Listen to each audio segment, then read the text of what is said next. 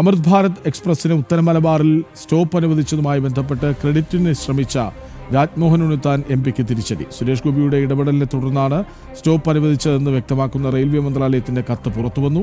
Railway മന്ത്രി അശ്വിനി വൈഷ്ണവ് സുരേഷ് ഗോപിക്ക് അയച്ച കത്ത് ജനൻ ടിവിക്ക് ലഭിച്ചു.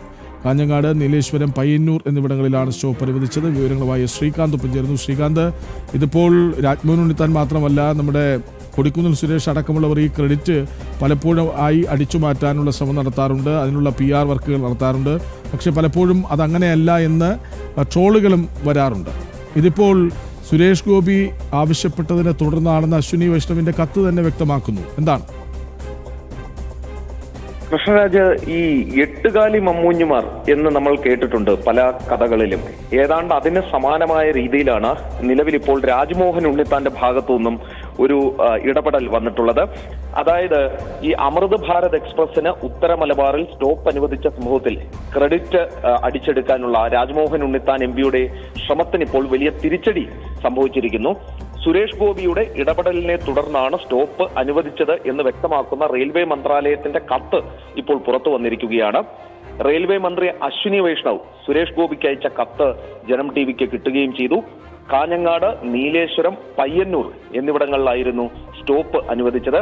കേന്ദ്ര സർക്കാരിലെ ഉന്നത ഉദ്യോഗസ്ഥനും നീലേശ്വരം സ്വദേശിയുമായ P മനോജ് കുമാറാണ് ഉത്തര മലബാറിലെ യാത്രാ ദുരിതം സുരേഷ് ഗോപിയുടെ ശ്രദ്ധയിൽപ്പെടുത്തിയത്.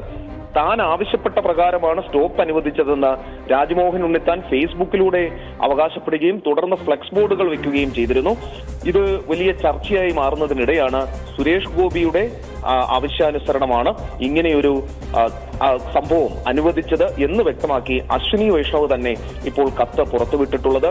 എട്ടുകാലി മമ്മൂഞ്ഞുമാർ നേരത്തെ പറഞ്ഞതുപോലെ രാജ്മോഹൻ ഉണ്ണിത്താൻ മാത്രമല്ല, പല ആളുകളുമുണ്ട്. അതിൽ കൊടിക്കുന്നിൽ സുരേഷ് അടക്കം ഉള്ളവരുണ്ട്. അവർ ആവശ്യപ്പെട്ട പ്രകാരമാണ് ഈ ട്രെയിനുകൾക്കെല്ലാം സ്റ്റോപ്പ് അനുവദിക്കുന്നത് എന്ന് ഫ്ലെക്സും വെക്കാറുണ്ട്, ഫേസ്ബുക്കിൽ പോസ്റ്റും ഇടാറുണ്ട്. പക്ഷേ ഇതിപ്പോൾ നടാടെയാണ് ഈ തിരിച്ചടി, ഉടനടി തിരിച്ചടി കിട്ടുന്നത്.